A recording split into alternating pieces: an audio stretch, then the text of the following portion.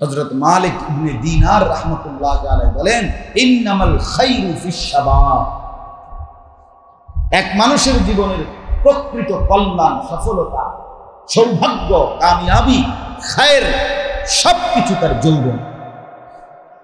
কিছু করলে যৌবন, বরবাদ হইলে যৌবন, গড়লেও যৌবন, নষ্ট করলেও কি মেইন সম্পদ। তিনি বলছেন এক যৌবকের চারটা অংশ যৌবনকালে, চারটা জিনিস একত্রিত হয় যৌবন। এক হলো কুওয়াতুশ শাবাব, তার যৌবনের শক্তি। 2 নম্বর হলো ফারাগুল ওয়াক্ত, তার হাতে অবসর সময় বেশি, কারণ হেতে তো কামাই করে না, তার আব্বায় না কামাই করে, হেতে তো টানফোন করে। 3টা বাজে বাইরেছে, রাতের 11টা বাজে, 8 ঘন্টা তিনি কিটস ঘুরছে বলে সরকির মতো ঘুরছে 8 ঘন্টা, মানে তার হাতে সময় কি অবসর সময় বেশি। 3 নম্বর হলো ওয়াফরাতুল মাল, সম্পদ আছে অনেক, অর্থাৎ তার বাবা তার মা কাইরা হোক, কইয়া হোক, ধোকা দিয়া হোক, বাটফারি কইরা হোক, টাকা নিছে অনেক টাকাই সে তো আর দুঃখ, সংসারের অভাব, প্রয়োজন, ভবিষ্যৎ কিছুই তার নাই, তার দরকার এখন টাকা মানতে, এই ওয়াফরাতুল মাল। আর 4 নম্বর হলো কাসরাতুল ফিতান, তার সামনে অসংখ্য ফিতনা তার মাঝে, অর্থাৎ নারীর আকর্ষণ, মদের আকর্ষণ, জুয়ার আকর্ষণ, জিনার আকর্ষণ, ব্যভিচারের আকর্ষণ, বন্ধুদের আকর্ষণ, আড্ডা দেওয়ার আকর্ষণ, ফালতু কথার আকর্ষণ, এই অনেকগুলো ফিতনা। এই 4টা হযরত বলেন যৌবনের শক্তি, অবসর সময়, অসংখ্য অজস্র টাকা আর অনেকগুলো ফিতনা তার সামনে একসাথ হলে যেই যুবক এই 4টাকে কঠোরভাবে নিয়ন্ত্রণ করতে না পারে, সে হারিয়ে যায় অন্ধকারে, গুনার সাগরে। আর যে নিয়ন্ত্রণ করে ধরে রাখতে পারে, সে সফলতার মঞ্জিলে পৌঁছে আল্লাহর আরশের নিচে ছায়া মিলে যায়। কালকে রাতে পড়ছে লেটেস্ট পড়া, আলহামদুলিল্লাহ, কালকে ঘুমাবার আগে পড়ছে মিন ওয়াসায়া সালাফ লিশ-শাবাব, এটা ছোট্ট আরবি। পূর্ববর্তী মনীষীগণ যুবকদের জন্য কি কি ওসিয়ত করছেন, এইটার ওটা পিচ্ছি ওটা দেখছে, এই জন্য নগদ করে গেলাম। এই জন্য বললাম আমার কথা ওইখান থেকে যে আপনাদের বয়স্কদের বলি, সবাই মিলে বাস জবানের খেয়াল রাখবেন। আল্লাহ এবং তার রাসূলের কথার সামনে ওলামায়ে বলবে তো আলেমরা, আল্লাহর পক্ষ থেকেই তো এটা মনোনীত, এটা আল্লাহর নিজাম। আপনি এই নিজাম নাড়বেন কেমন, যে না হুজুর লাগতো না, কথা বুঝছেন না তো? আল্লাহর কথা বুঝাবে কে আপনার? আল্লাহর একটা কুদরতি। আপনি যদি কোন না বাতাস লাগবে না তো হবে তো, কথা বলেন না। আপনি যদি বলেন না রোদ লাগবে না, হবে তো, পৃথিবী চলবে তো। আপনি যদি বলেন আলো লাগবে না তো হবে তো। তো এইটা যেমন গাঁজাখুরি কথা, যে আলো লাগবে না, বাতাস লাগবে না, তো আলেম লাগবে না দিন বুঝার জন্য, এটা তার চাইতে বড় গাঁজাখুরি কথা, তার চাইতে বড় গাঁজাখুরি। হর দিনের যেই কোনো কাজ করতে রব্বুল আলামিনের নিজাম, শৃঙ্খলা, আল্লাহর সিস্টেম, আপনি এর ব্যতিক্রম করে পারতেন। ওয়ালান তাজিদা লিসুন্নাতিল্লাহি তাবদীলা, আল্লাহর নীতিতে পরিবর্তন হয় না। এজন্য উলামায়ে কেরাম লাগবে। ইমাম খতিব, হাফেজ, আলেম, মুফতি, মুহাদ্দিস, মুত্তাকি, ফুকাহা লাগবেই। ওয়াজাআকুমুন নাযীর, আল্লাহ বলে প্রত্যেক মানুষের জন্য আমি তার আখিরাতের পথ দেখাবার জন্য আমি আল্লাহ নিজে, কোরআন শরীফে আছে, নাযীর, ভয় প্রদর্শনকারী বান্দা আমি আল্লাহ তার জন্য পাঠিয়েছি। আল্লাহ বলবেন জাহান্নামী, প্রত্যেক জাহান্নামীকে আল্লাহ 2 কথা বলবে, আমি তোমার কাছে 2টা জিনিস দিছি। 1, তোমাকে আমল করার মতো পর্যাপ্ত হায়াত আওয়ালাম মুআম্মিরকুম দিয়েছি। 2, তোমারে বুঝাইয়া দেওয়ার জন্য উপযুক্ত একজন পথ প্রদর্শক আমি পাঠাইছি। কি কারণে হুঁচট খাইলা বান্দা? কোরআন শরীফ আছে। আল্লাহ জিজ্ঞেস করবে কেন? আল্লাহ বলবে, আল্লাহ পাক মুরব্বী আমরে জিগাইব 60 বছর পর্যন্ত সূরা কেরাত অশুদ্ধ লইয়া কবরে যে আইলা, কি লেগে, মানে কি কারণে কি করতে আসছো না? হুজুরের অভাবে। হ্যাঁ, মানে পড়াই না কেউ আসিল না এই কারণে নাকি? কারণটা কি বুঝছেন না কথাটা? মানে একটা প্রশ্নের উত্তর তো দিবে না। আপনাদের যাদের সূরা কেরাত অশুদ্ধ, যারা সূরা কেরাত শুদ্ধ করতে পারেন না, তাদের নামাজ হয় না, হয় না, হয় না। দন্তান নয় কান না, সাফ মাতবরি করেন।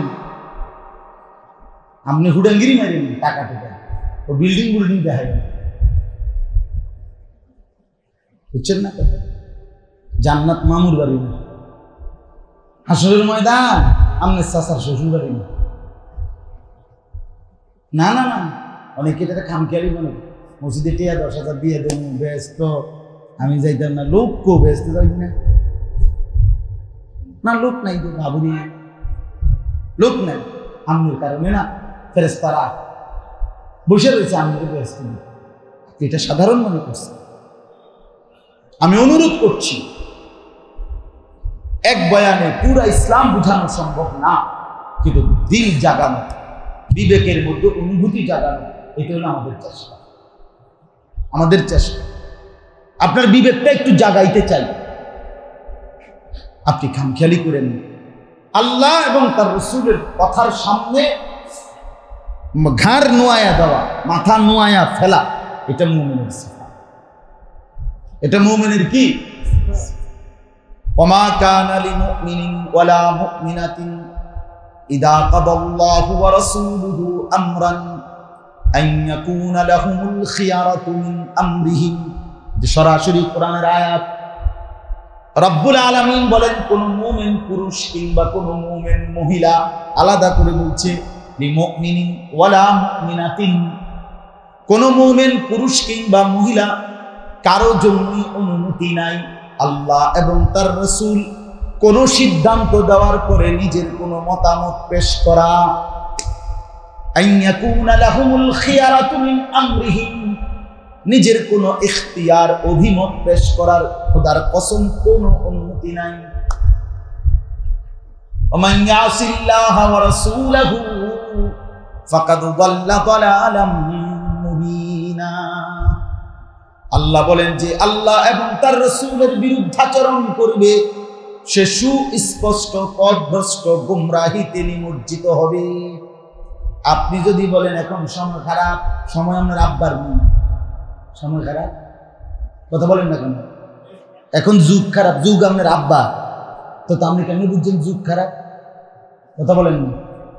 যুগ আপনার বাপের নি, এটা এই রাত আপনার আব্বা, দিন আপনার বাপের, আপনার দাদা, তাহলে আপনি কেমনে বললেন যুগ খারাপ? হ্যাঁ, এখন কি মানে 5 দিনে সপ্তাহ, তো সময় খারাপ হয়েছে কেমনে? আমার কথা কয় না ভাই, এখন কি 26 দিনে মাস, তো সমস্যা কি হয়েছে? বলেন এখন কি 22 ঘন্টায় দিন, একদিন সমান 22 ঘন্টা, যুগ খারাপ হয়েছে? কি সমস্যা হয়েছে বলেন? রাসূলুল্লাহ সাল্লাল্লাহু আলাইহি সাল্লাম বলছেন, লা তাসুব্বুদ দাহরা, তোমরা সময়কে, যুগকে গালি দিও না। সরাসরি হাদিস। হ্যাঁ, নবী তো জানতেন, আল্লাহ তো জানেন, মানুষ যে বলবে যে সময় খারাপ, সময় কি খারাপ? যুগ কি? আপনি খারাপ, আমি খারাপ, ঠিক কিনা বলে? আপনার খাচ্চত খারাপ, আমার খাচ্চত খারাপ, সেটা সময়ের উপরে চাপাইলেন কেন? সময়ের উপরে চাপাইলেন। আমার জীবনে এই যে আপনার করে বললাম, যে আমার জীবনের একটা সবক, আমার জীবনের অনেক বড় ফায়দা, উপকার পাইছি আমার শায়েখের এক কথা।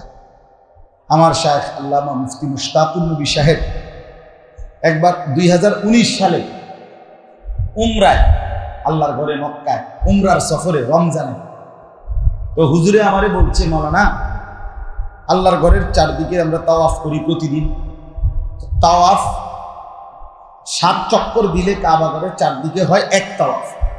নিয়ম হলো শুরু করলে 7 বার কি দিতে হবে? চক্কর দিতে হবে। 7 বারের কমে কি হয় না, তাওয়াফ হয় না। তো যেখানে কাবা ঘর এটার চারদিকে প্রচন্ড ভিড় থাকে, কিন্তু এদের জায়গা কম, তো এনে তাওয়াফ করতে লাগে মনে করেন ভিড় হইল 20-22 মিনিট, 15-20 মিনিট, আর ভিড় না থাকলে 27 মিনিটে শেষ হয়ে যায়। আর মানুষের ভিড়ের সুবিধার্থে ভিড় কমানোর জন্য উপরে 2 তালা 3 তালা 4 তালা এরকম উপরেও কি আছে, তাওয়াফের জায়গা আছে আপনার। তো 3 তালায় তাওয়াফ করলে একটু পিছনে চতুর্দিকে এটা সিস্টেম করে দিছে, ওইখানে 7 চক্কর দিতে সময় লাগে 1 ঘন্টা 10 মিনিট, 70 মিনিট আর কি, আর নিচে লাগে 20 মিনিট, তাহলে ব্যবধান প্রায় 50 মিনিট। তো হুজুরে আমারে প্রথম থেকেই বলে আসছে 19 সালে, না নিচে না, নিচে ভিড় বেশি, ধাক্কাধাক্কি হয়, আরামসে তসবিহ পড়া যায় না, 3 তালা দিয়ে তাওয়াফ করবে উর্ফি দিয়ে আর কি। তো একদিনের মধ্যে 2-3 দিন পরে আমি আবার একদিন তাওয়াফ করছি, করেই দেখছি যে 70 মিনিট লাগছে নিচে। আমি মনে মনে করলাম যে করছি কি, নিচে লাগে 20-22 মিনিট। তো পরে আবার 2 দিন পরে আমি নিচেই তাওয়াফ কইরা মাত্র হুজুরের কাছে গেছি, গিয়া বসছি, আর এই হুজুরে আমার জিগায় মৌলানা তাওয়াফ করছেন? আমি জি হুজুর করছি, এই মাত্র সেরে আইল। কোনান দিয়া তাওয়াফ করছেন কোনখানে? তাই বললাম নিচে। আপনারা না কইলাম 3 তালায় তাওয়াফ করতেন? আমি বললাম হুজুর যেদিন করছেন ওই দিন করছি, করার পরে 1 ঘন্টা 10 মিনিট লাগে, আর নিচে 20-22 মিনিট লাগে, সমবেশি লাগে। আমি এমনি কইছি, তখন হুজুরে আমার এই কথাটি বলছি, মাওলানা সময় আমার আব্বা, কসম করে আমি ওনার থেকেই কথা বলছি, সময়টা কি আমার আব্বার? আমি বলছি না, সময় তো আল্লাহ। তো বলছে মাওলানা যার সময় তার জন্য একটু বেশি ব্যয় হতে আপত্তি কিসের? বুঝেন নাই কথা? কসম খুদার ওই এক কথা আমার ভুলে লাগছে, সেই 19 সাল থেকে এখনো আলহামদুলিল্লাহ। মেন শুধু হজ্জের প্রথম ঢুকতে তাওয়াফটা এইবারও হজ্জের নিচে করছি, কিন্তু বাকি সব তাওয়াফ পুরা সফরে উপরে। আপনার সাথে তো উপরেই দেখা হয়েছে নাকি? হ্যাঁ, হুজুরের সাথে দেখা হয়েছে হজ্জের মধ্যে এবার। তাইলে হ্যাঁ, এই 3 তলাতেই দেখা হয়েছে, আমরা তাওয়াফ অবস্থাতেই দেখছি। আর এই জন্য বললাম আপনার সময় আপনার, আমার না, সময় কার? আল্লাহ।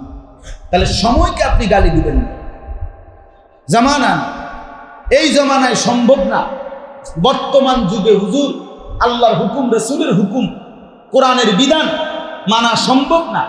এখন সুদ থেকে বাঁচা সম্ভব না, এখন ঘুষ থেকে বাঁচা সম্ভব না, এখন জিফুত মানুষ করা সম্ভব না।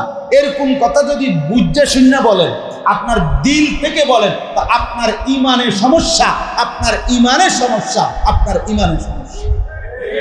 ইমান নিয়ে কবরে যাবেন কিনা খুব বেশি সন্দেহ, খুব বেশি। বলেন যদি দিল থেকে বলে দেন, আর দিল থেকেই তো কয়, নাহলে এ কথার উপরে তো উনি তো এই কথার উপরে ইস্তেকামা যে এখনকার যুগে সম্ভব। উনি এটা বুঝছে যে এখন যে যুগ, এই যুগে 20 বছর পরেও ওনার ঘর থেকে কোনোদিন টেলিভিশন বন্ধ করা সম্ভব নয়। আজকে 20 বছর ধরে ওনার ঘরে নাচ গান নর্তকীর ছবি, জিনা ব্যভিচারের দৃশ্য, ছেলে মেয়ে স্ত্রী নাতি নাতনি বছরের পর বছর চলতেছে, দেখতেছে। ওটা ওনার কলজের মধ্যে বসছে যে এইটা বন্ধ করা এই যুগে সম্ভব না, নাইলে উনি উদ্যোগ নিত। হ্যাঁ, নাইলে উনি উদ্যোগ নিত, নাইলে উনি চেষ্টা করতেন। হাকিমুল উম্মত মুজাদ্দিদুল মিল্লাত হযরত মাওলানা শাহ আশরাফ আলী থানভী রাহমাতুল্লাহ আলাইহি বলছেন, কোন মুসলমান বাপ গুনাহ করা, গুনাহ হওয়া কোন মুসলমানের জন্য আদাত, স্বাভাবিক। গুনাহ আমারও, গুনাহ আপনারও, গুনাহ মাহমুদ ভাইয়েরও, গুনাহ এমদাদ ভাইয়েরও, গুনাহ জাফরি ভাইয়েরও আছে, আমারও আছে, গুনাহ আব্দুল কাদের জিলানীরও, গুনাহ বাইজিদ বুস্তামিরও। ঠিক কিনা বলেন? মাসুম, নিষ্পাপ শুধু নবীগণ। নিষ্পাপ কারা? শুধু কারা বলেন না? নবীগণ, রাসূলগণ।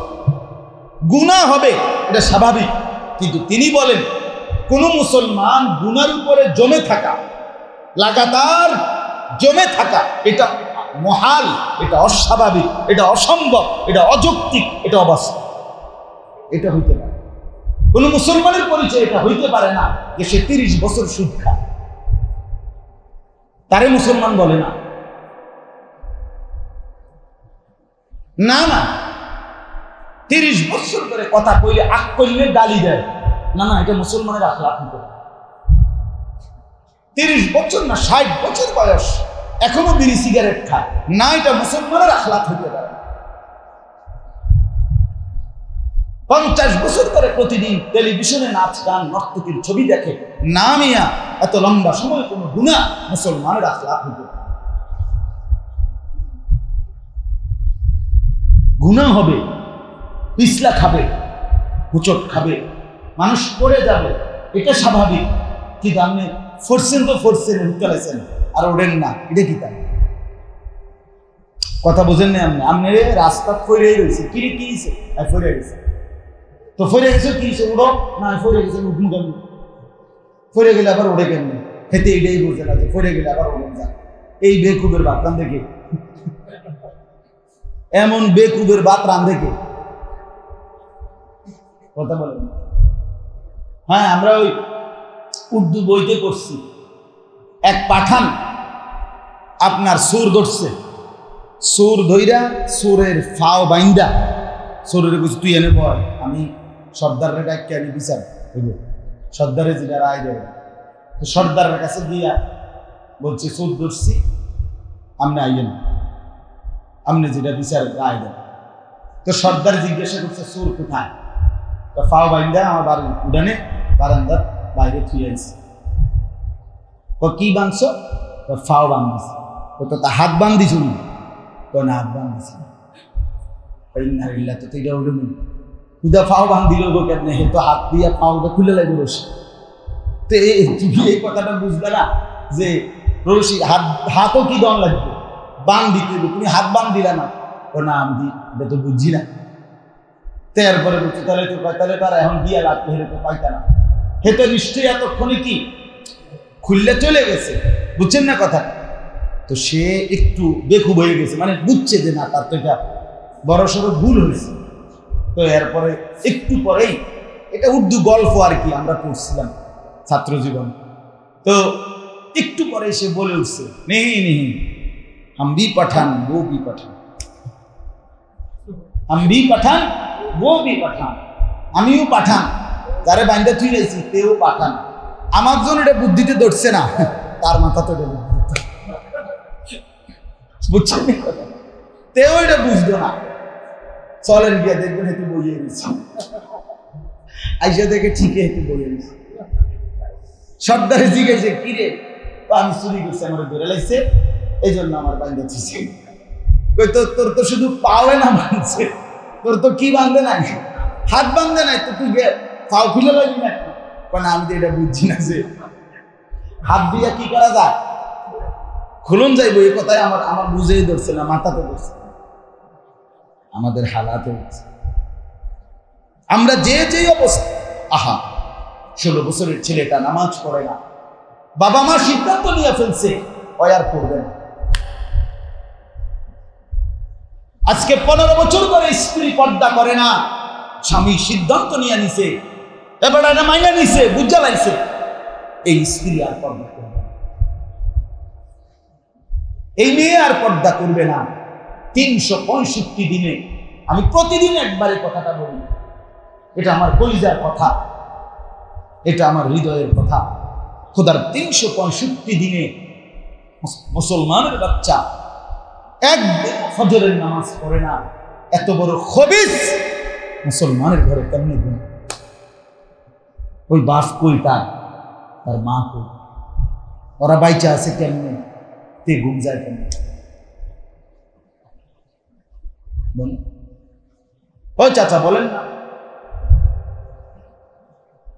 নবী সাল্লাল্লাহু আলাইহি সাল্লাম বলেন যে ফজরের নামাজ পড়ে না সে খবিস, ওয়া ইল্লা আসবাহা খাবিসান নাফস, খবিশ এটা নবীজি বলছেন, খবিশ বেটা তুই। এই ছেলে, তোমাদেরকে বলি, বাইরে দাঁড়ায় আছো, ভিতরে কিংবা বাহিরে, যাদের কপালে ফজরের নামাজের সেজদা নাই, তুই খবিশ বেটা, খবিশ বেটা তুই। পাউডার দিয়ে লাভ নাই, ফেয়ার অ্যান্ড লাভলি দিয়ে লাভ নাই, খবিশ আবার পাউডার দিবা করতে। নবী সাল্লাল্লাহু আলাইহি সাল্লাম বলছে কাসলানান, এটা অলস, অপদার্থ, অকর্মণ্য, এটা ফল। কোন নামাজ ভাইয়া বলেন না? রাসূলুল্লাহ সাল্লাল্লাহু আলাইহি সাল্লাম বলেন যাকা রাজুলুন বালা শাইতানু ফি উযুনাইহি। নবীজি সাল্লাল্লাহু আলাইহি সাল্লাম বলেন যে ফজরের নামাজ পড়ে না, সে এমন এক ফালতু যে শয়তান তার দুই কানে মুত্তা দেয়। বালা শাইতানু ফি উযুনাইহি, তার দুই কানে কে মুত্তা দিছে? শয়তান, শয়তান, শয়তান, শয়তান, শয়তান। একটা মজার কথা কই, বলতাম মজার কথা বলি। শয়তান কিন্তু অনেক পুরানা, মানে হিতের বয়স কিন্তু অনেক লম্বা। শয়তানকে যে 2-4 বছর ধরে নি শয়তান, বুঝিনি আমরা।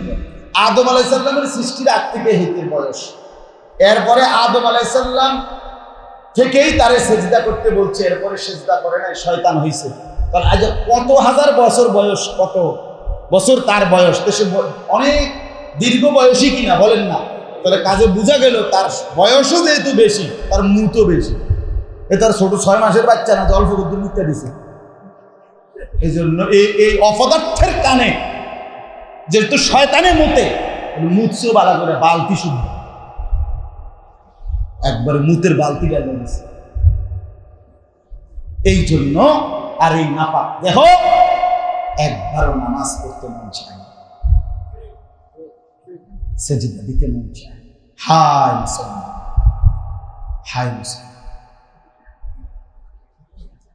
হায় আল্লাহর বান্দা, হায় নওজোয়ান।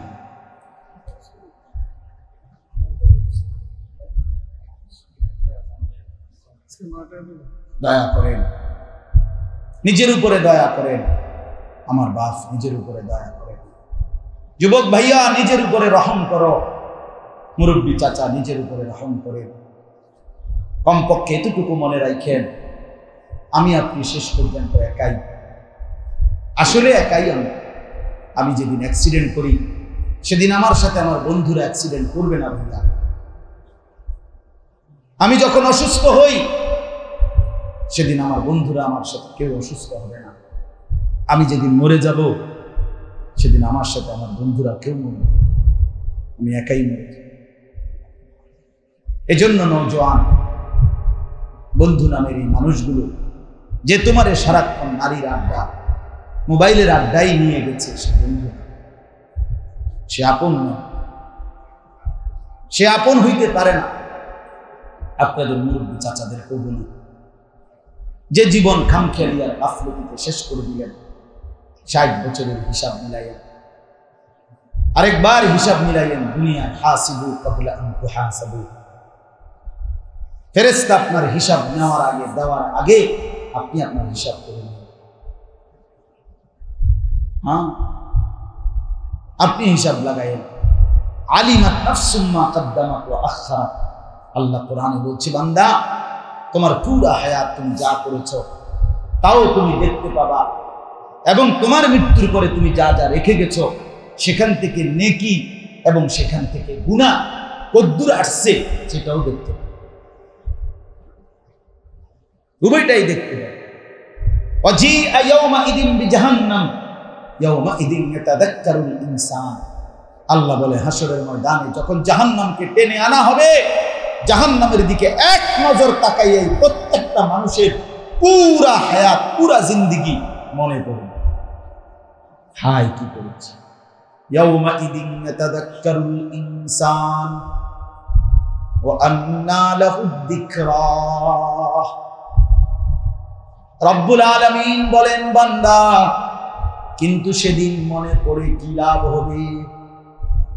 হ্যাঁ, ওয়া আন্না লাহুদ যিকরা, কি হবে বান্দা, মনে পড়ে কি হবে? আল্লাহ বলেন, বান্দা আমি কিন্তু রাত দিন 24 ঘন্টা আমি বানাচ্ছি, আমি কিন্তু ছাড়বো না। আমি জিজ্ঞেস করব, হুয়াল্লাযী জাআলাল লাইলা ওয়ান নাহারা খিলফাতান, আল্লাহ বলেন রাত আমি বানাই, দিন আমি বানাই, খিলফাতান পর্যায়ক্রমে, বাই সিরিয়াল, একবার রাত একবার দিন, একবার রাত একবার দিন, এই যে পর্যায়ক্রমে এটা কে করছেন? সবাই বলেন আল্লাহ। বলে প্রতিটি রাত ভোর বানাই আমি, প্রতিটি দিন অন্ধকার বানাই আমি। আমি কেমনে সেজদা দিলাম না, কেমনে ফজর পড়লাম আবার, কেন পড়লেন না? সব মনে রাখলেন, কেন আল্লাহকে মনে রাখলেন না? 5 দিনে নেটওয়ার্ক বন্ধ, ইন্টারনেট বন্ধ, কি পরিমাণ হাহুতাশার অস্থির। অনন্তকালের জন্য কবরে যখন সব বন্ধ হবে বন্ধু, কেমনে থাকবে? কেমনে? এখন শুধু নেট বন্ধ, কিন্তু নিঃশ্বাস তো চালু আছে, পরিবার তো দেখতেছেন, খাদ্য পান তো আছে, এরপরেও কি পরিমাণ অস্থির, কবরে কেমনে থাকবে? আল্লাহর নবী বলেন, প্রতিদিন কবরে ডাক দিয়ে বলে, বান্দা, ও আল্লাহর বান্দা, আনা বাইতুদ দুজ, আমি কিন্তু পোকামাকড়ের ঘর। বাইতুদ দুজ, আমি কিন্তু পোকামাকড়ের ঘর। বুঝ কইরা আইসো বান্দা। আনা বাইতুল ওয়াহদা, কবর প্রত্যেক দিন বলে, ও আল্লাহর বান্দা, আমি কিন্তু একাকী ঘর। একাকী ঘর, ডানে বামে কাউকে দেখবে না। কল্পনা করেন নূহ নবীর জামানায় যে মানুষগুলো মারা গেছে, তারা আজকে কতদিন কবরে? ইব্রাহিম নবীর জামানায় যে মানুষগুলো মারা গেছে, তারা আজকে কতদিন ধরে কবরে? বলেন। 3 নম্বরে কবর ডাক দিয়ে বলে, আমি কিন্তু অপরিচিত ঘর। দুনিয়ায় তোমার ঘর কিংবা অন্যের ঘর মোটামুটি দেখলেই বোঝা যায়। প্লাস্টিকের দরজাওয়ালা যেটা, এটাই মনে হয় বোঝা যায় বাথরুম। সামনে সোফাওয়ালা রুম যেটা, এটাই বোঝা যায় ড্রয়িং রুম, সামনের রুম। ঠিক কিনা বলেন? চুলাওয়ালাটা দেখলে বোঝা যায় এটা রান্নাঘর। দুনিয়ার ঘর মোটামুটি আন্দাজ করা যায়। আল্লাহ বলেন, রসুল বলেন, কবর ডাক দিয়ে বলে, বান্দা, দুনিয়ার দেখা কোন ঘরের সাথে কবরের ঘর মিলবে না। ومن ورائهم برزخ إلى يوم يبعثون। আল্লাহ বলেন, ইসরাফিলের দ্বিতীয় ফু দিয়ে হাসরের মাঠে উঠানো পর্যন্ত কবরেই পড়ে থাকতে হবে। নবীজি বলেন, সর্বশেষ যেই লোকটা কবরে ঢুকবে, হতে পারে তাকেও 40,000 বছর কবরেই থাকতে হবে। এর আগের ওয়ালারা, হযরতে ওসমান রাদিয়াল্লাহু তাআলা আনহুর মতো সাহাবী কবরের সামনে দাঁড়াইলে এই পরিমাণ কাঁপতেন, কাঁপতে কাঁপতে হাত্তা ইয়াবুল্লা লিহিয়াতাহু, তার দাড়িগুলো পর্যন্ত ভিজে যেত। সাহাবীরা জিজ্ঞেস করতেন, ওসমান, কবর দেখলে এমন কাঁদেন কেন? হযরতে ওসমান বলতেন, জানো না, কবর তো আখিরাতের প্রথম মঞ্জিল, প্রথম ঘাঁটি। আউয়ালু মানজিল মিন মানাজিল আখিরা। কবরে যদি বেঁচে যাই, তাইলে তো সামনের ঘাটিগুলোতেও বেঁচে যাব। কবরে যদি আটকায়া যায়, সামনের ঘাটিগুলোতেও তো আটকিয়ে যাব। চলেন বন্ধু, আমিও ভাবি, আপনিও ভাবেন। চলেন আমিও বদলাই, আপনিও বদলান। বন্ধু, দুনিয়া থাকবে, তুমি থাকবা না। তুমি থাকবা না, আমি না। সামনের সিএনজি যখন অ্যাক্সিডেন্ট করে 3 জন মরে যায়, পিছনের কোনো সিএনজি থামে না, সব পাশ কাইটা চলে যায়। সামনের গাড়ি যখন অ্যাক্সিডেন্ট করে পুরা গাড়ির যাত্রী মরে যায়, পিছনের গাড়িগুলো থেমে থাকে না, পাশ কাইটা চলে যায়। স্বার্থপর এই দুনিয়ায় কেউ থামে না, কেউ না, শুধু শুধু ওমা হাদিহিল হায়াতুদ দুনিয়া ইল্লা লাহবুম ওয়া লাইব। আল্লাহ বলে, বান্দা, আমি বলছি বান্দা, দুনিয়ার জীবন তামাশা আর খেলাধুলা ছাড়া আর কিছুই নয়। উজানির বিশ্বহুজুর আজীবনের কথা।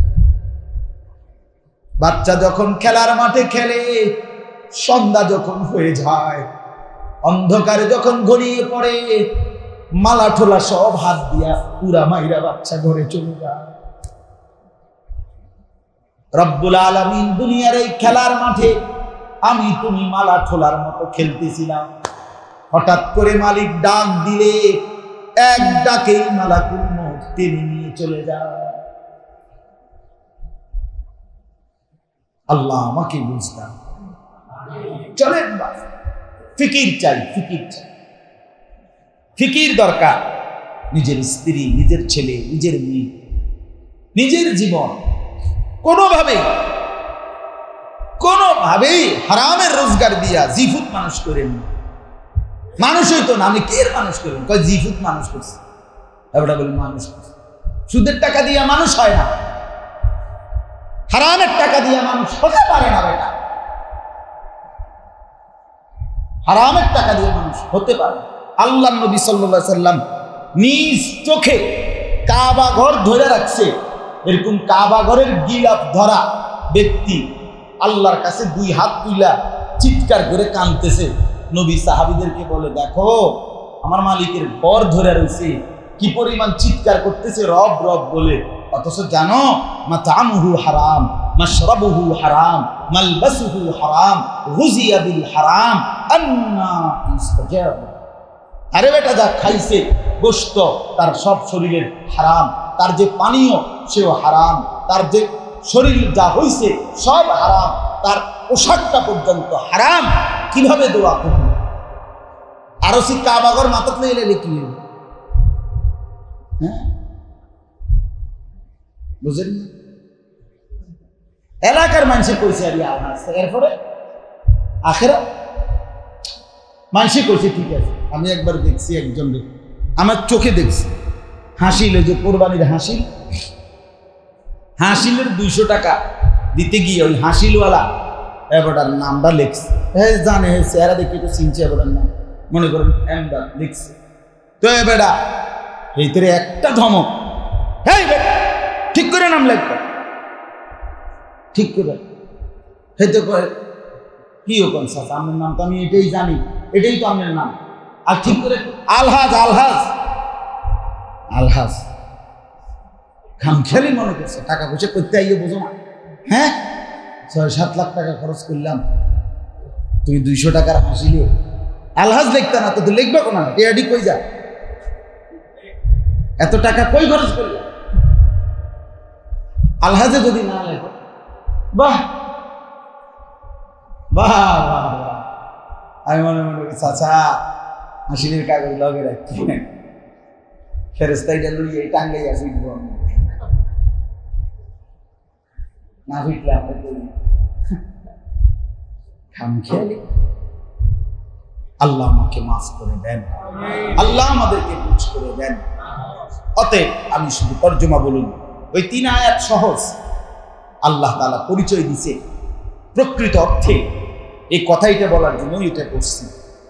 আল্লাহ এক কথা বলছে, কেন তোমরা গনিমতের মান নিয়ে মন্তব্য করছো? এক কথাই শোনো, পুরাটা বিষয় আল্লাহ এবং তার রাসূল। এবার তিনি যা করে, আল্লাহ যা বলে, নবী যা ফয়সালা করে, সেটাই কথা।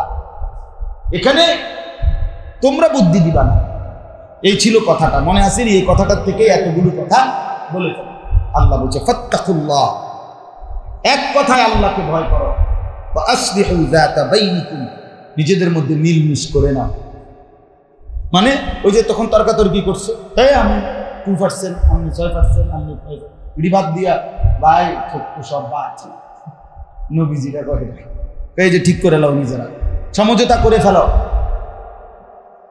ওয়া আতিউল্লাহ ওয়া রাসূলাহু ইন কুনতুম মুমিনিন, যদি মুমিন হও, মুমিন থাকতে চাও, আল্লাহ এবং তার রাসূলের আনুগত্য। এবার আল্লাহ বলেন ওই 3 আয়াত, এই শুধু তর্জমা বলুন, আপনি বুঝবেন সহজ। আল্লাহ তাআলা বলছেন সত্যিকার মুমিন যদি হতে হয় 5টি গুণ থাকতে হবে। কয়টি গুণ? 1, ইন্নামাল মুমিনুন, নিশ্চয়ই তারাই মুমিন, আল্লাযীনা ইযা যুকিরাল্লাহ, তারা মুমিন যারা আল্লাহর নাম, আল্লাহর জিকির, আল্লাহর নাম যখন শুনে, ওয়াজিলাত কুলুবুহুম, সাথে সাথে তাদের কলিজা ভেতরটা কাঁপে।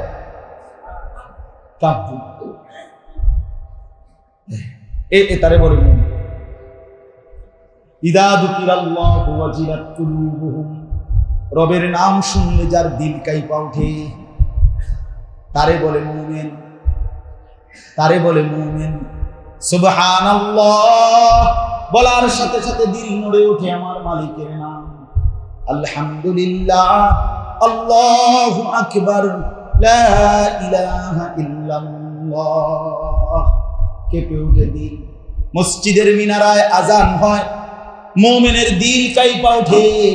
চলো বন্ধু, ছেড়ে দাও দুনিয়া, আমার মালিক ডাক দিয়েছে, আর দাঁড়াইবার সুযোগ নাই, তারে বলে মুমিন।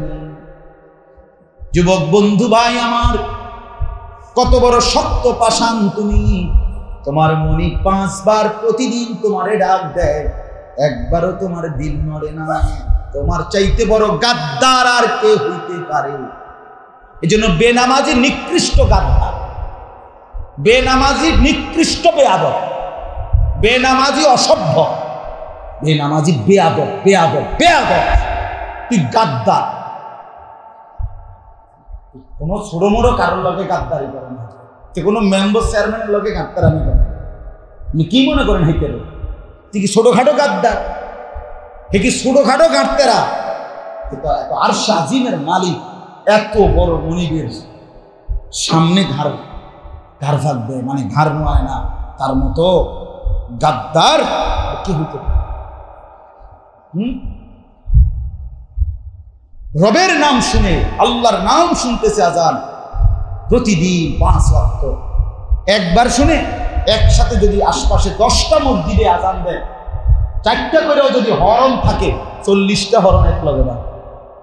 কথার কথা, 40টা হরনের আওয়াজ একসাথে তোর কানে ঢুকছে, তুই নাফরমান লড়লিও না, তুই নাফরমান মাতলিও না।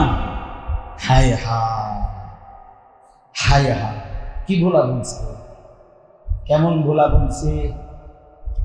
চা বেছে না, চা, সামান্য চা দোকান ভুলাই দিছে আল্লাহকে, সামান্য বিড়ির দোকান ভুলাই দিছে আল্লাহকে, সামান্য বুক পেঁয়াজু আল্লাহকে ভুলাই দিছে। হায় নাফরমান, কারে ভুলে গেলাম?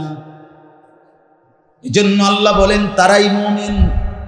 আমি আল্লাহর নাম শুনলে যাদের দিল কেঁপে ওঠে, দিল নড়ে ওঠে, জন্য আজান দিলে যার দিল নড়ে ওঠে, তারে মুমিন বলে, তারে মুমিন বলে।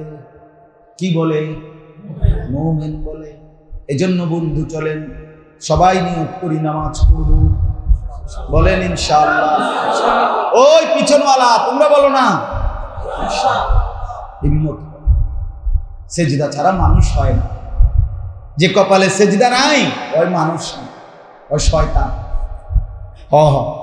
ইবলিস, শয়তান, কালিবা স অন্ত্যেষ্টিয় ক আকার তা দন্তম, শয়তান।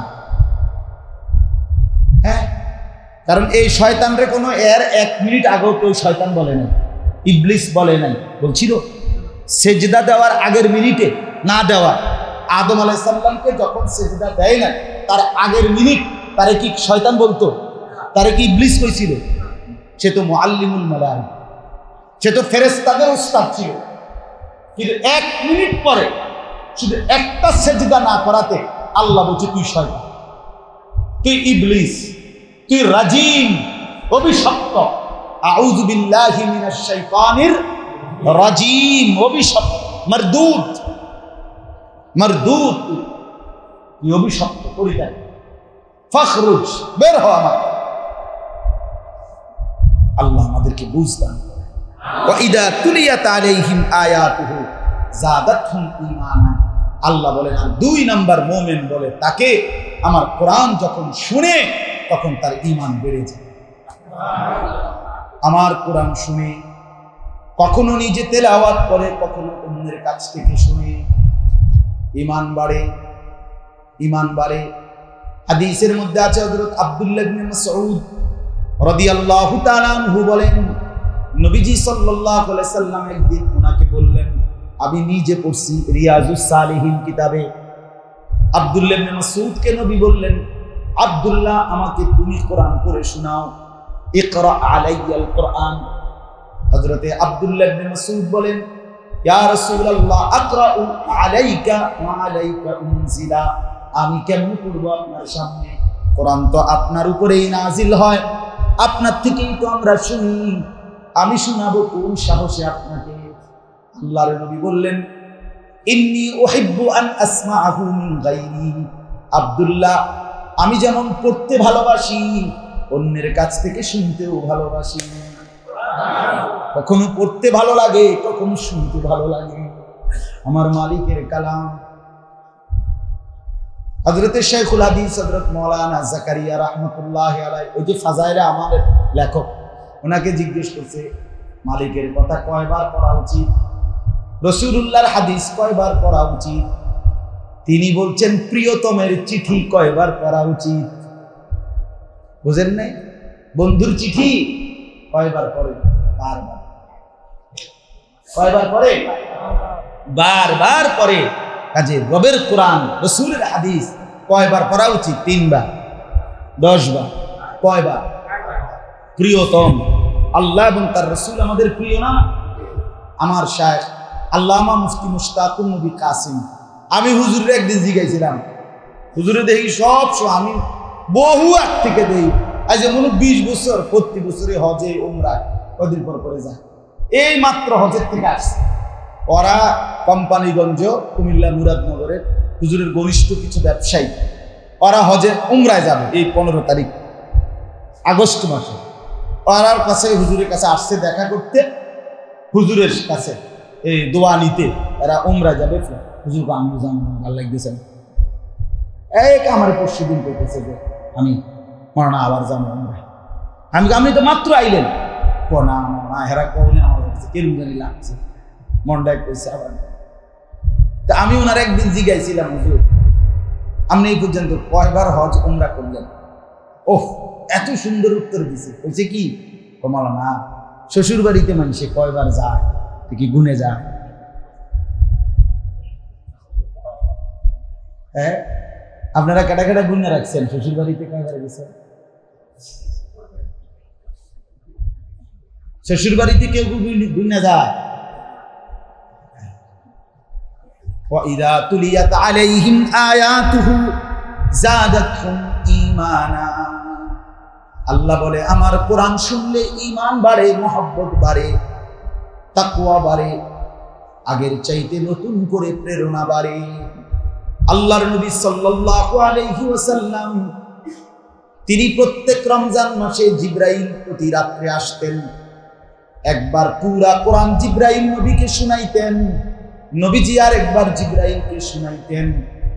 আবার আলাদা তারাবির নামাজে আল্লাহর নবী কোরআন পড়তেন, 5 ওয়াক্ত নামাজে কোরআন পড়তেন, তাহাজ্জুদ নামাজে কোরআন পড়তেন, মাগরিবের পরে আওয়াবিন নামাজে কোরআন লম্বা পড়তেন, ফজরের ইশরাক সেখানে পড়তেন। আল্লাহর নবী সারা দিন রাত বারবার কোরআন পড়তেন। রমজানে প্রতি রাতে, প্রত্যেক ফি কুল্লি লাইলা, প্রত্যেক রাতে জিবরাইল একবার কোরআন শুনাইতেন, নবী একবার শুনাইতেন, তারাবি আলাদা করতেন। কসম আল্লাহর, বুখারীর হাদিস এটা, একেবারে প্রথম দ্বিতীয় পৃষ্ঠার হাদিসে, বুখারী শরীফের হাদিস।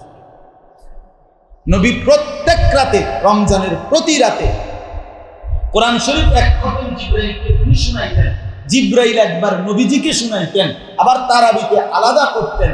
আমনে মুসলমান 27 রাত্র মিলাইয়া এক খতম কোরআন শরীফ শুনবেন, আমনের শরীরে কুলায় না। আচ্ছা, আমনে 50,000 বছরের হাসরের ময়দানে পুরাটা টাইম কেমনে দাঁড়াইয়া থাকেন আমি দেখুন।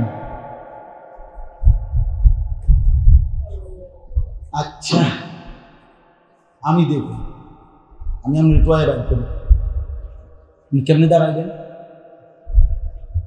বলেন? মাহমুদ ভাই জিজ্ঞেস করে, ইয়াউমা ইয়াকুমুন নাসু লিরাব্বিল আলামিন। খোদার কসম, কোরআনে আল্লাহ বলেন হাসরের ময়দানের পুরাটা সময় বান্দা আল্লাহর সামনে দাঁড়িয়ে থাকবে। হাসরের ময়দান তো 30 মিনিট,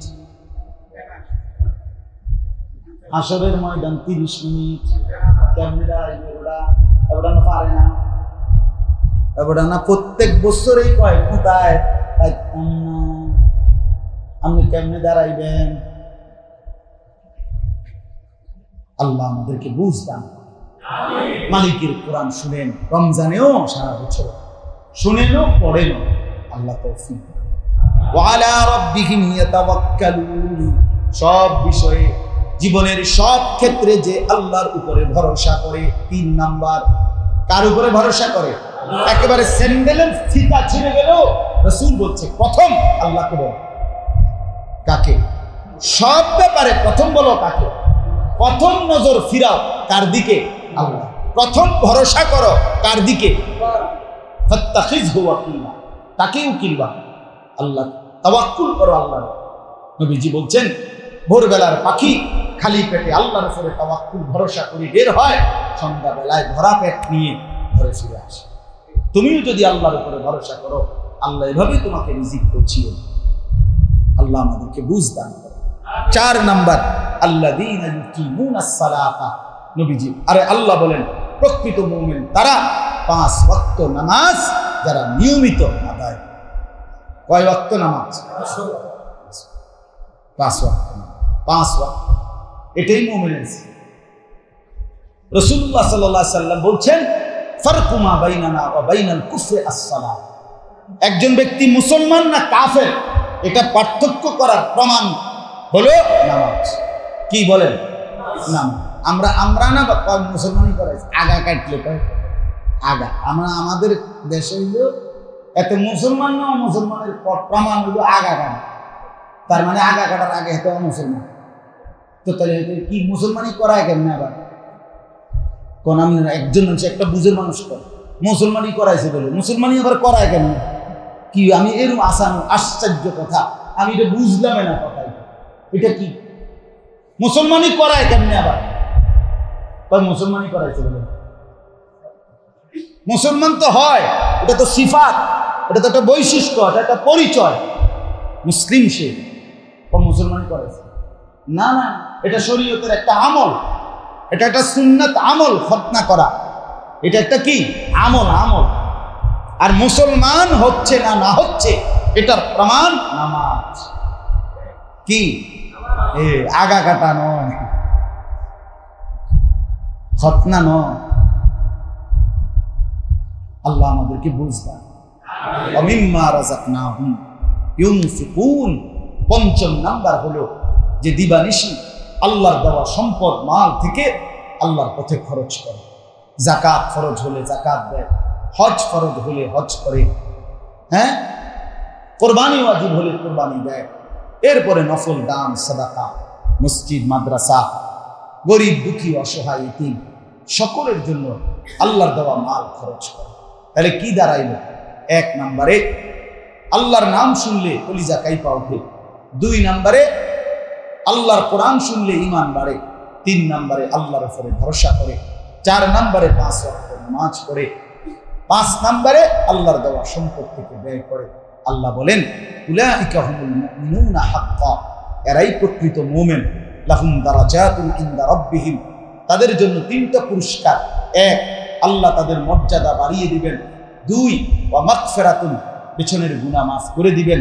3, ওয়া রিজকুন কারীম, দুনিয়াতেও হালাল সম্মানের রিজিক দেবেন, আখিরাতেও জান্নাতের রিজিক দেবেন। আল্লাহ আমাদেরকে তৌফিক দান। হ্যাঁ, মাশাআল্লাহ, মাশাআল্লাহ। সবাই এই শেষ আমল 5ম নাম্বার। চলেন আমরাও মাদ্রাসা যেহেতু সামনে এবং এই দুবারিয়া মাদ্রাসা আলহামদুলিল্লাহ প্রাচীন মাদ্রাসা, পুরাতন মাদ্রাসা, অসংখ্য আলেম ওলামা এলাকাবাসীর দীর্ঘদিনের মেহনতের মাদ্রাসা। এলাকাবাসী নিজেদের মধ্যে যদি কোনো রকম সামান্য মত পার্থক্যও থাকে এবং কারোরে মূল্যায়ন করছে কাউরে করছে না, এগুলো বাদ দিয়া সবাই মিলেমিশে মাদ্রাসাটার একটু আগা। মাঝে মাঝে শুনি কষ্ট হয়, আপনাদের এত সুন্দর পুরাতন প্রাচীন মাদ্রাসা, নিজেদের অনুগ্রহপূর্বক, আমি কারো উপরে দোষ দিচ্ছি না, আমি সবার জন্য দোয়া করি। একটা এতদিনের প্রাচীন মাদ্রাসা যদি দুর্বল হয়ে যায় এটা সুন্দর হবে না। সবাই মিলে আমাদের যার যেভাবে সহযোগিতা করা। এমদাদ ভাই বলছে ডেট দিতে, শায়েখকে বলতে, আমি বলবো ইনশাআল্লাহ, আমার কোনো আপত্তি নেই, আমিও চেষ্টা করি। কিন্তু বাস্তবতা হলো আপনাদের মাদ্রাসা, আপনারা মিলে মিশে মাদ্রাসাটাকে আরো আগায় আগায়। কেউ মূল্যায়নের প্রত্যাশা করেন না যে আমারে মূল্যায়ন করছেন, আমি মূল্যায়ন দিয়ে ঘাসও কাটতেন না, মূল্যায়নের খেতারে গেলাম কিচ্ছু চাই আপনি করে নামে না বলতে, আপনি আল্লাহর জন্য করে যান, আল্লাহর জন্য করে যান। আল্লাহ আপনাদেরকে তৌফিক দান করে, আল্লাহ আপনাদের সবাইকে কবুল করে। সবাই একটু পকেটে হাত দেন ইনশাআল্লাহ, সবাই মিলে মাদ্রাসার জন্য সবাই একটু আন্তরিকভাবে সহযোগিতা দেন, যেটুকু হোক, যার যেটুকু তৌফিক আছে দেন ইনশাআল্লাহ। আল্লাহ ভাই দুই উঠেন, 2-3 জন হুজুরের হাতে দিলেও পারেন। اللهم صل على محمد وعلى آل محمد كما صليت على إبراهيم وعلى آل إبراهيم إنك حميد مجيد. اللهم بارك على محمد وعلى آل محمد كما باركت على إبراهيم وعلى آل إبراهيم إنك حميد مجيد. হ্যাঁ মুআজ্জাজ হাজির, আরেকটা ছোট্ট অনুরোধ আছে। আমি এই মাত্র যেটা বললাম ফাঁকি দিয়া বলছি, আমার হযরতের কথা, বাংলাদেশের একজন শ্রেষ্ঠ বুজুর্গ, খুলনার হযরত, পাকিস্তান করাচি সারা পৃথিবী বিখ্যাত একজন বুজুর্গ ছিলেন হযরত মাওলানা কুতুবে আলম শাহ হাকিম মোহাম্মদ আখতার রহমতুল্লাহ। ওনার বাংলাদেশের শ্রেষ্ঠ একজন খলিফা খুলনার হযরত মাওলানা মুফতি নুরুল আমিন সাহেব, অনেক বড় বুজুর্গ আল্লাহ। আমার শায়েখ আল্লামা মুফতি মুশতাকুন নবী সাহেব সহ আজ থেকে 5 বছর আগে আমরা 33 জন আলেম এই কুমিল্লা থেকে 3 দিন ওই হযরতের খানকায় খুলনায় গিয়েছিলাম। তো যখন যাই তখন আমি হুজুরকে জিজ্ঞাসা করছিলাম, আল্লামা মুফতি মুশতাকুন নবী সাহেবকে বললাম, হুজুর কেন যাচ্ছেন খুলনা ওই হযরতের কাছে? হুজুর বলছেন, মাওলানা সুন্নত মোতাবেক ওযু নামাজ শিখবার জন্য। আপনি গিয়া যখন হযরতের ওযু নামাজ শিখবেন, দেখাবেন, তখন বুঝবেন আপনার পেছনের ওযু নামাজে কি পরিমাণ ত্রুটি। 3 দিন থাইকা প্রতি বছরই আমরা যাই, প্রতি বছর আরবি সফর মাসে, এই আসতেছে সফর মাসে, এই মুহররমের পরের মাসে সফর আরবি, এই সফর মাসের 6, 7, 8 এই 3 দিন ওইখানে বার্ষিক ইজতেমা হয়। অনেক দূর দূরান্ত থেকে মুসলমান আল্লাহর বান্দারা আসে। আমাদের ক্যান্টনমেন্ট এলাকা থেকে প্রতি বছরই 80, 90, 100 জন করে আমরা যাই। অনেক আলেম, এমনি অনেক সাথী। আলহামদুলিল্লাহ আমাদের মুফতি মাহমুদ ভাই, এমদাদ ভাই, তারাও আগেও গেছেন, ইনশাল্লাহ এই বছরও যাবেন। আগস্ট মাসের 11, 12, 13 মানে 10 তারিখ যাবে, রওনা হবে। 11, 12, 13 তারিখ আবার রাতে ফিরবে। আপনার ওযু নামাজ, আপনার জিন্দিগির মাসকুন আমল। হযরতের সবচেয়ে বড় বৈশিষ্ট্য হলো 3 দিন ফজর থেকে নিয়ে রাত 11টা পর্যন্ত এই পুরাটা টাইম উনি থাকে, একটা একটা করে দোয়া কালাম, কোন আমলের কি সুন্নত, এগুলো ধরে ধরে প্র্যাকটিক্যাল একটু একটু করে শেখায়। ইমানের 77টা শাখা একবারে ব্ল্যাক বোর্ডের মতো ধরে ধরে হযরত একটা একটা করে শেখায়, একটা একটা করে শেখায়। মানে প্র্যাকটিক্যাল ইসলামটা সুন্দর করে 3 দিনে শেখায়। ওযু বালতি আইনা সবার সামনে ওযু কইরা এরপরে দেন, এইভাবে। এই জন্য আপনাদের কাছে অনুরোধ, যাদের কোনো ব্যস্ততা নাই, সুযোগ থাকলে চেষ্টা করেন, জোয়ান ভাই, মুরব্বী, ওনাদের সাথে যোগাযোগ করে এই খুলনায় 3 দিনের জন্য, মানে একসাথে বাসে যাবেন আবার একসাথে চলে আসবেন, খানা দানা ওইখানে সামান্য কিছু খরচ ওনারাই বলবে তরতিব করে, এইটা ফায়দা হবে। আল্লাহ তাআলা আমাদের তৌফিক দান করে, অনেক বড় নিজের আমলের বাস্তব অভিজ্ঞতা হবে, নিজের আমল সুন্দর হবে। আল্লাহ তৌফিক দান। আর কিছু, আর কোনো কথা?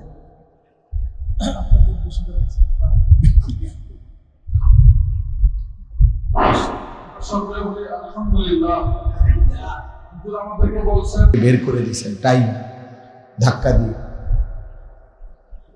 এবং কোনোভাবেই ওনাকে আল্লাহর পথে দাওয়াত দিতেন না। তারা বিরোধিতাই করত, হই হুল্লোড় করত, কথা বলার সুযোগটাও দিত। কোরআন শরীফে আছে যে আবুল আহাব কতগুলো ছেলে পেলে ঠিক করছিল মক্কায়, যে যেখানেই মোহাম্মদ কাউকে আল্লাহর কোরআন শোনাবে বলবে তোমরা সেখানে পাশে গিয়া চিৎকার করবে, চিল্লাচিল্লি করবা, হই হুল্লোড় করবে, যাতে মোহাম্মদ তার কথাটা বলতে না পারে। وقال الذين كفروا لا تسمعوا لهذا القرآن والغوا فيه। এই যে এই আয়াত, এইভাবে বহু রকম সাহাবায়ে কেরাম, হযরত বেলাল, হযরত খাব্বাব, হযরত খুবাইব, হযরত সুমাইয়া, হযরত আম্মার, হযরত ইয়াসির, হযরত জানিরা এবং হযরত আবু বকর সহ বড় বড় সাহাবী এবং গোলাম দাস যারা ইতিপূর্বে ছিলেন, পরবর্তীতে মুসলমান হয়েছেন, সকলের উপরে জুলুম নির্যাতন করছে। কিন্তু আল্লাহ তাআলার একটা হুকুম ছিল, ফাআফু ওয়াসফাহু হাত্তা ইয়াতি আল্লাহু বিআমরি।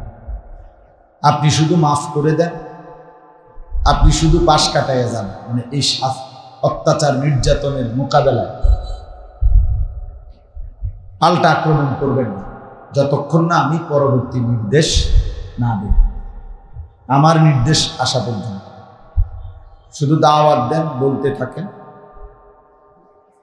আঘাতের বদলা মাফ করুন, জুলুমের বদলায় মাফ করুন, নির্যাতনের বদলায় মাফ করুন। এভাবেই 13 বছর পরে আল্লাহর হুকুমে সাহাবায়ে কেরাম মক্কা থেকে হিজরত করে মদিনায় গেছেন, এবং এক পর্যায়ে নবী সাল্লাল্লাহু আলাইহি ওয়াসাল্লাম, চাচা আপনি এখানে আসেন, এখানে জায়গা হইব, চাচা আসেন না, এনে আইয়েন, এনে হইব তো জায়গা হইব।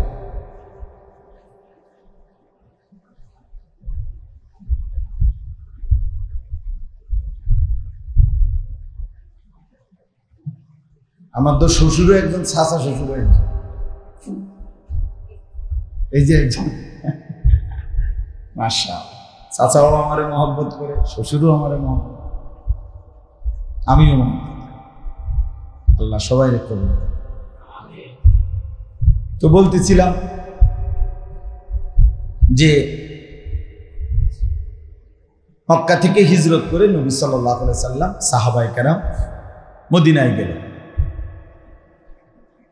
যাওয়ার 6 মাসের মাথায় আল্লাহ তাআলা এই প্রথম 13.5 বছর পর, মক্কার 13 বছর আর এই মদিনায় যাওয়ার 6 মাস, মোট 13.5 বছর পরে আল্লাহ তাআলা নবীজি সাল্লাল্লাহু আলাইহি সাল্লামকে আদেশ করলেন, হুকুম দিলেন, অনুমতি দিলেন, উযিনা লিল্লাযীনা ইউকাতিলুনা বিআন্নাহুম যুলিমু। এখন থেকে নবী আপনাকে কাফের মুশরিকদের মোকাবেলায় জিহাদ করার, যুদ্ধ করার, পাল্টা আক্রমণ করার অনুমতি দেওয়া হবে। এখন আপনি পাল্টা আক্রমণ করবেন, যুদ্ধ করবেন, মোকাবেলা করবেন, জিহাদ করবেন। এই প্রথম 13.5 বছর পরে আল্লাহ তো আগেই বলে আসছে যে আমি কম পরে হুকুম দেব, ওই পর্যন্ত মাফ করো। 13.5 বছর পরে আল্লাহ তাআলা আদেশ করছেন অনুমতি দিয়েছেন। উদিনা, উজিনা অর্থ অনুমতি দেওয়া হলো। নবীজি সাল্লাল্লাহু আলাইহি সাল্লাম সাথে সাথে যুদ্ধের প্রস্তুতি নিয়েছেন কাফের কুরাইশদের মোকাবেলা। এবং এই প্রথম যুদ্ধের নাম আমি সংক্ষেপে বলতেছি, একটা কারণ এমন বলতেছি, কেন বলতেছি। তো এই প্রথম যুদ্ধ কাফেরদের মোকাবেলা, এই যুদ্ধের নামই হলো বদরের যুদ্ধ। মদিনা থেকে প্রায় 250-300 কিলোমিটার দূরে বদর একটা জায়গার নাম। আমরা হজ্জের সফরে গেছি, ওখানে দেখতে গেছি। আল্লাহ নবী সাল্লাল্লাহু আলাইহি সাল্লাম 313 জন সাহাবী নিয়ে, কোনো প্রস্তুতি নাই, অস্ত্রও নাই, ঘোড়াও তেমন নাই, কিচ্ছুই তেমন ছিল না, একেবারেই যৎসামান্য। 2টা তরবারি, 8টা ঘোড়া, আর সবাই খালি হাত। এই অবস্থায় যুদ্ধ করছেন। আল্লাহ তাআলা মুসলমানদেরকে 1000 কাফেরদের বিরুদ্ধে মোকাবেলা বিজয় দান করছে। আবু জেহেল সহ 70 জন কুরাইশদের বড় বড় লিডার মৃত্যুবরণ করছে, নিহত হয়েছে, বন্দী হয়েছে 70 জন। তো বাকিরা ভাইগা পলায়ন করছে, মুসলমানদের বিজয় হয়েছে। তো কুরাইশরা যখন পলায়ন করছে, তো তাদের ফেলে দেওয়া যুদ্ধের ময়দানে ঘোড়া, উট, গাধা, খচ্চর, অস্ত্র এবং বিভিন্ন আসবাবপত্র যেগুলো সাথে করে নিয়ে আসছে সফরে। আগের দিনে সফর করতে কিন্তু অনেক কিছু সাথে নিত, নিত্য প্রয়োজনীয়। কারণ দীর্ঘ পথের সফর, 7 দিন, 10 দিন, 15 দিন জায়গায় জায়গায় তাবু করে করে থাকতো। এজন্য ছাতের যে উট, গাদা, এগুলার রসদ, খাবার, নিজেদের খাবার, অনেক কিছু নিয়েই রওনা দিত। এই জন্য বিপুল পরিমাণ মাল সামানা কাফেরদের, এগুলো তো তারা ফেলে জানটা নিয়ে চলে গেছে। এই ফেলে যাওয়া জিনিসগুলো যুদ্ধের ময়দানে এগুলোরকেই বলা হয় গনিমত। গনিমত বলে এগুলো। এইটার আরেকটা নাম হলো আনফাল। যুদ্ধের ময়দানে শত্রুপক্ষ যেই মালামাল ফেলে রেখে চলে যায়, তো এইগুলা মুসলমানরা আবার সংগ্রহ করে। এটা তাদের আল্লাহ তাআলার পক্ষ থেকে এটার অনুমতি, যে এটা ওহিল্লাত লিয়াল গানাইম। নবীজি সাল্লাল্লাহু আলাইহি সাল্লাম বলেন যে আল্লাহ তাআলা আমার জন্য গনিমতের মালকে হালাল করেছে। তাইলে ওনারা এইগুলোকে সবগুলোকে জমা করছেন বদরের যুদ্ধে। তো এই গনিমত, এই যুদ্ধলব্ধ সম্পদ, এগুলারে 2টা শব্দ বলে, একটা হলো গনিমত বলে, আনফালও বলে। বুঝছেন কি? এই সূরাটার নাম হলো আনফাল। অর্থ হলো এই যুদ্ধলব্ধ সম্পদ। এই বদরের যুদ্ধ তো এখন সাহাবায়ে কেরাম এই প্রথম যুদ্ধ করছে, ফলে এই গনিমতের এই মাল বন্টন যেগুলো সংগ্রহ করলো, কুড়াই দিল, একসাথ করলো, এগুলো ভাগ হইব কেমনে ভাগ হইব? এই ক্ষেত্রে আইসা সাহাবায়ে কেরাম, এখানে 2 শ্রেণীর সাহাবী। কিছু হলো মক্কা থেকে হিজরত করে মদিনায় আসছে, মুহাজির, আর কিছু হইল মদিনার যারা আনসার, মদিনার বসবাস করত, মুসলমান হয়েছে ওরা। তাহলে এরা হইল 2 শ্রেণী। আবার কয়েকজন আছে ঘোর সওয়ার, মানে ঘোড়ায় চড়ে যুদ্ধ করছে। আবার কয়েকজন বাকিরা হলো এমনি পায়ে দল, পায়ে দাঁড়াইয়া, জমিনে দাঁড়াইয়া যুদ্ধ করছে। কারো কাছে অস্ত্র ছিল, কারো কাছে অস্ত্র ছিল না। আবার কেউ সরাসরি আক্রমণ করছে, কেউ পাহারাদারি করছে, কেউ আগে বাইরে তাড়াইয়া দিয়েছে, একবারে সীমানা ছাড়া করে দিয়েছে, কেউ খুঁজা মালদি সব একসাথে করছে। এখন বন্টন হবে কেমন, কার পরিশ্রম বেশি, কে কদ্দুর, কেমনে নিব, এইটা নিয়ে প্রথম তো সাহাবায়ে কেরাম প্রত্যেকেই নিজে নিজে বুদ্ধি ধ্বংস করেছে। প্রত্যেকে যার যার মন মতো যে যেমনি সুবিধা মনে করছে, এমনি হইলে ভালো হয়, এমনি হইলে ভালো হয়, এমনি হইলে ভালো হয়, বুদ্ধি দেওয়া শুরু করছে।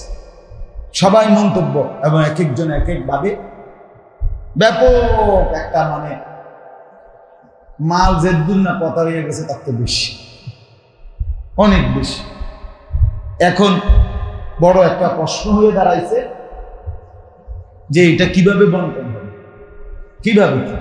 সবাই এসা শেষ পর্যন্ত কোনো নিজেরা কোনো কথার কোনো মিল না করতে পাইরা তো নবী সাল্লাল্লাহু আলাইহি সাল্লামের কাছে আইসা কথাটা পেশ করছে, ইয়া রাসূলুল্লাহ আমাদের মধ্যে এই কথা হইতেছে, এই যে যুদ্ধলব্ধ আনফাল বা গনিমত একই কথা, এটা কিভাবে, সূক্ষ্ম কিছু পার্থক্য আছে দুইটা শব্দের মধ্যে, এগুলো দরকার নেই আপনাদের, কিন্তু আমরা সবকে পড়াই ছাত্রদের।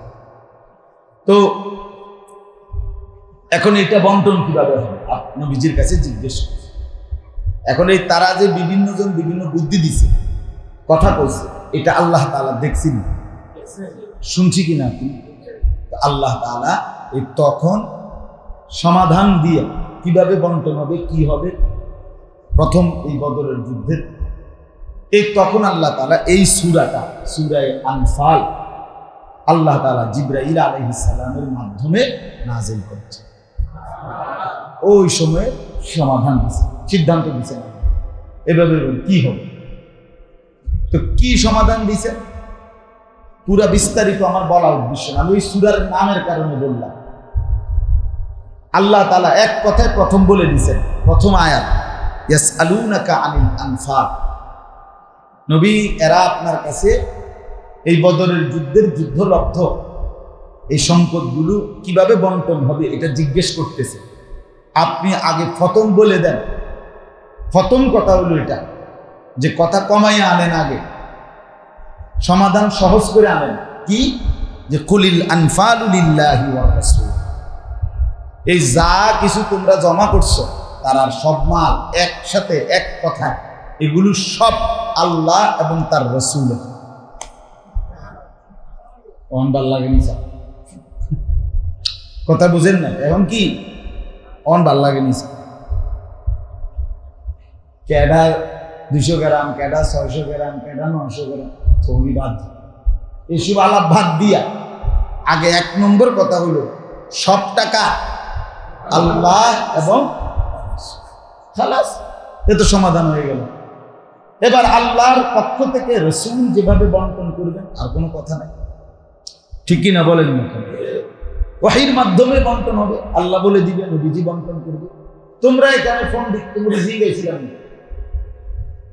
আল্লাহ যেন বলতে চাচ্ছে যে আমি জিজ্ঞাসিলাম নি তোমাদের যে তোমরা কি কও, একটা বুদ্ধি দাও। তুমি বুদ্ধি চাইছিলাম, শুধু শুধু নিজে নিজে পণ্ডিতি করতেছো, তর্কাতর্কি করছো কেন তুমি?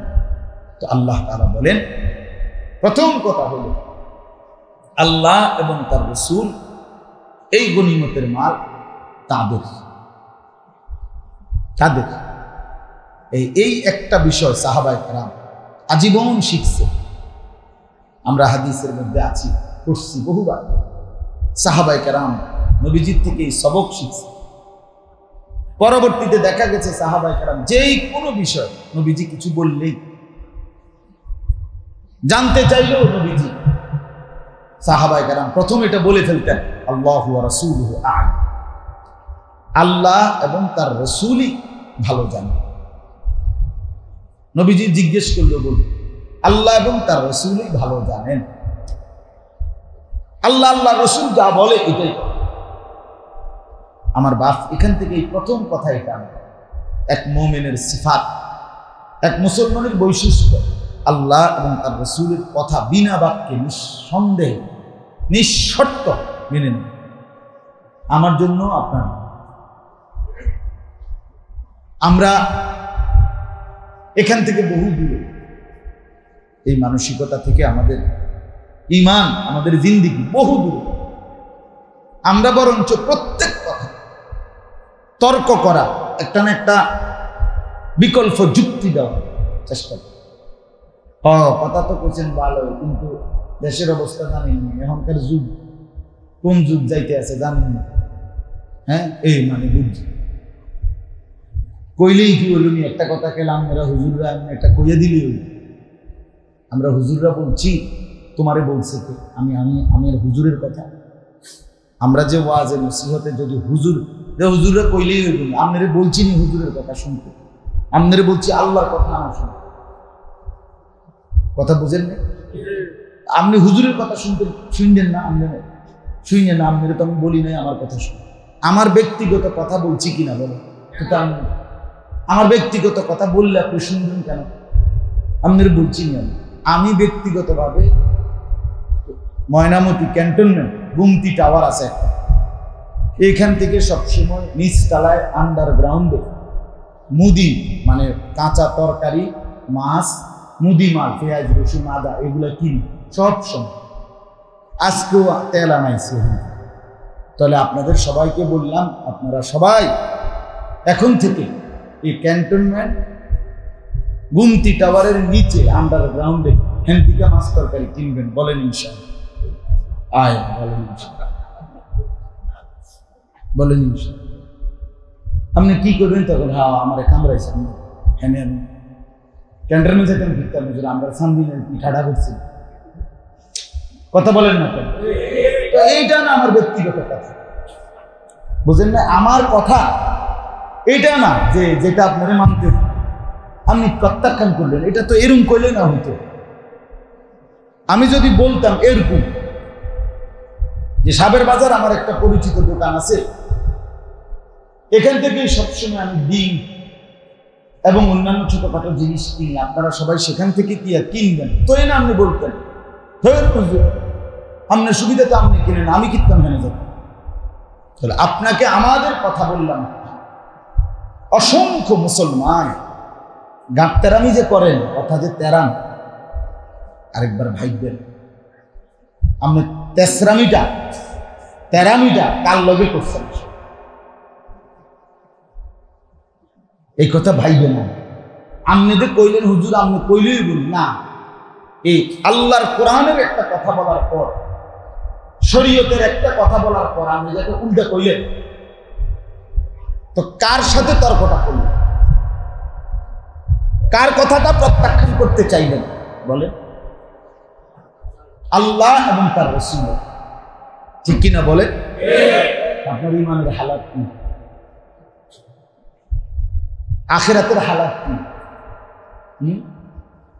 খামখেয়ালি করলেই হলো, মস্কারি করলেই ওরা হুজুররা কইতে লাগলে কোনটা কি আর কম কয়নি। কি করলেন এটা কি বললেন? হ্যাঁ, হুজুররার সব কথা ধরলেও চলন যাইত না, ও অনকার যুগে চলন যাইত। কি বললেন এটা? হুজুররার সব কথা ধরলে চলতে পারবেন না কেন?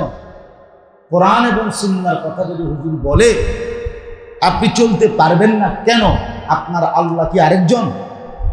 কথা বলেন না কেন? পারবেন না। এই কথার দ্বারা আপনি কার কথা প্রত্যাখ্যান করতেছেন? আমরা আগে সেটা বল। আমার বাপ খামখেয়ালি করে, কোরআন শরীফে স্পষ্ট আছে, ইমানদার এমন আচরণ করো না। সূরা হুজরাতের মধ্যে আছে, আল্লাহ বলছে আন তাহবাতা আমালুকুম ওয়া আনতুম লা তাশউরুন। তুমি জানবাও না, টেরও পাইবা না, তোমার পুরা 90 বছর, 70 বছর, 40 বছর, 30 বছরের সমস্ত নেক আমল একসাথে আমি আল্লাহ নিশ্চিহ্ন করে দেব, ডিলিট করে। কিচ্ছু নাই, কিচ্ছু। আল্লাহ কোরআন কথা বলতে, আচরণ করতে এতটা সতর্ক থাকবা যে তোমার একটা শব্দের ভুলের কারণে,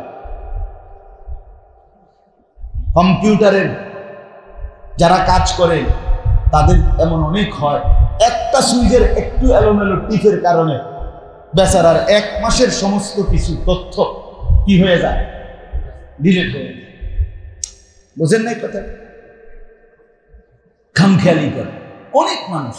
মাঝ বয়সী মুরব্বী সাদওয়ানে বইয়ে কথা উড়ে গেল, আরে ছোটটা তার হুজুর আমরা পকেটে রাখি না, তার হুজুর আমরা পকেটে রাখি, আপনার পকেটিটা কি সালের বস্তা হুজুর বান দিয়ে ঠিছেন, আপনি ফাজলামি করেন, কার সাথে তামাশা করলেন? আল্লাহর কোন হুকুম, খোদার কসম বা শরীয়তের জাররা জাররা বিন্দু বিন্দু কোন হুকুমকে, আল্লাহ রসুলের কোন হুকুমকে দুই ভাবে, এক হলো অস্বীকার করিলেও কুফরি হয়, অবজ্ঞা তুচ্ছ তাচ্ছিল্য করলেও কসম আল্লাহ কুফরি হয়। ইস্তেহজাউ শাআইরিদ্দিন, ইসলামের যে কোনো ছোট্ট কিছুকে, দ্বীনের ছোট্ট কোনো নিদর্শনকেও অবজ্ঞা করা, অবজ্ঞা টিটকারি করা কুফরি, কুফরি, কুফরি বেটা, বেঈমানি বেটা।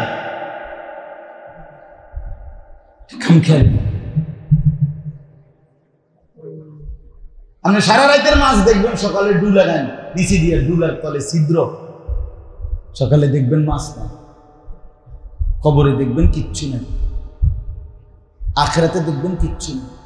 ওই যে ফাজলামি করছেন, টিটকারি মারছেন, টিটকারি করছেন, সাবধান। আমি অনুরোধ করলাম যে কয়জন বুঝেন কথাবার্তা, এই জবান বড় সাংঘাতিক, বড় সাংঘাতিক। এই জবানের কালেমা চিরস্থায়ী জাহান্নাম, এই জবানের এক কুফরি চিরস্থায়ী জাহান্নাম, এক শব্দের ভুলে জাহান্নাম। এই জবানের কবুল আজীবনের জন্য এই নারী আপন, এই জবানের তালাক আজীবনের জন্য এই নারী বিচ্ছিন্ন। একই জিহ্বা কিনা বলেন, বলার সময় খেয়াল করতে হয়, কথা বলতেও খেয়াল করতে হয়। রাসূলুল্লাহ সাল্লাল্লাহু আলাইহি ওয়াসাল্লাম বলেন, ওয়াহাল ইয়াকুব্বুন নারা আলা মানাখিরিহিম ইল্লা হাসাইদু আলসিনা। নবীজি সাল্লাল্লাহু আলাইহি সাল্লাম বলেন, কিয়ামতের দিন অসংখ্য মানুষকে, তাদের চেহারাকে, এই চেহারা কপাল, নাক, চোখ নিচের দিকে দিয়া, দুই পাও উপরের দিকে দিয়ে চেহারাটা মাটির মধ্যে ঘষাইয়া হেসরাইয়া জাহান্নামে ফেলা হবে। খোদার কসম নবী বলেন, কারণ তাদের জবানের উপার্জন। হাসাইদু আলসিনাতিহিম, জবানের ফসল, জবানের ফসল, জবানের ফসল।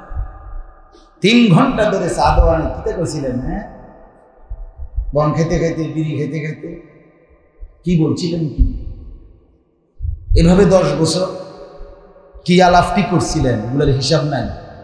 কথা বলেন না কেন? চা দোকানে কোনো ফেরেশতা থাকে না? চা দোকানে ফেরেশতা লেখে না কিছু? হ্যাঁ, তো কি বলছিলেন? কারে তুচ্ছ করলেন? কাকে অবজ্ঞা করলেন? কার গীবত করলেন? কেন ফালতু কথা বললেন? এই জবানের কোনো হিসাব নাই। মা ইয়ালফিজু মিন কাওলিন ইল্লা লাদাইহি রাকীবুন আতীদ। রব্বুল আলামিন বলে, বান্দা জবান দিয়ে যা কিছু বের হয়, প্রতিটি মুহূর্তের প্রতিটি উচ্চারণ লিখবার জন্য আমি আল্লাহ প্রত্যেকের সাথেই আলাদা আলাদা ফেরেশতা রেখে দিয়েছি। তোমার পুরা জিন্দেগীর সব কিছু লেখে ডান কাঁধে বাম কাঁধের ফেরেশতা, আর শুধু জবানের কথাগুলো লেখে আরো একজন ফেরেশতা, এরাও লেখে অন্য।